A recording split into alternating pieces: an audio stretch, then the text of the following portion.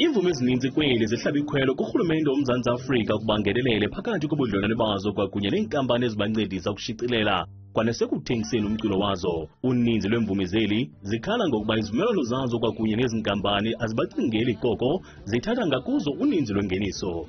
Igqwetha lijongene lezolonwabo uMnumzana Dumisani Motsamayi usityebisele ngendlela ezenza ngayo ezinye zeenkampani ukutyikitya isivumelwano sentsebenziswano neemvumi.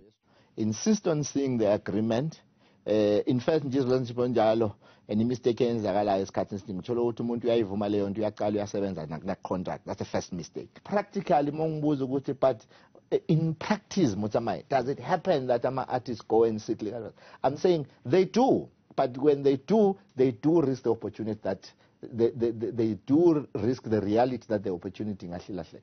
Elgqwetha likwathi zikho izinto iimvumi ezisakhula ekufuneka zizinike ingqwalasela kwaye zizixhobise kwangazo ukuqinisekisa ukuba zinalo ulwazi oluthe vetshe ngokuqulathwe kwizivumelwano zabo.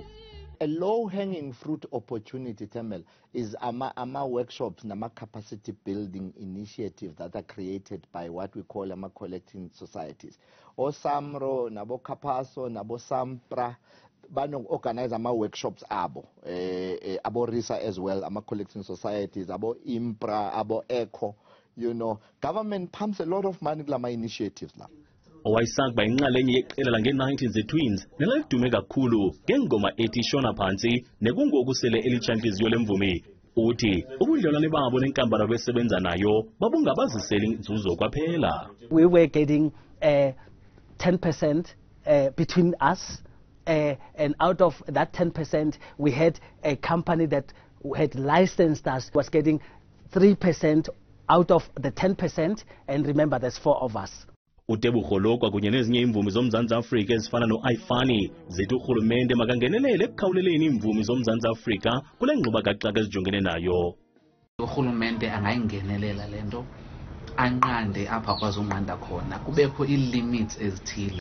Kwangaxeshanye iimvumi ezifana noLucky's Matyholweni zithi ziza kusungula iphulo lokuncedisana nabo basakhulayo kweli candelo ngokuza nendibano yolwazi. Sithe ngoDisemba masidibaneni wonke umuntu oku-entertainment insuku zibe nhlanu eMonti film ngoba izinto azichaphazele i-musicians kuphela.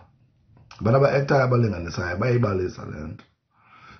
Nabantu abasebenza behind the scenes bayibalisa le abaxhatshazwa ngayo kwezinye izinto.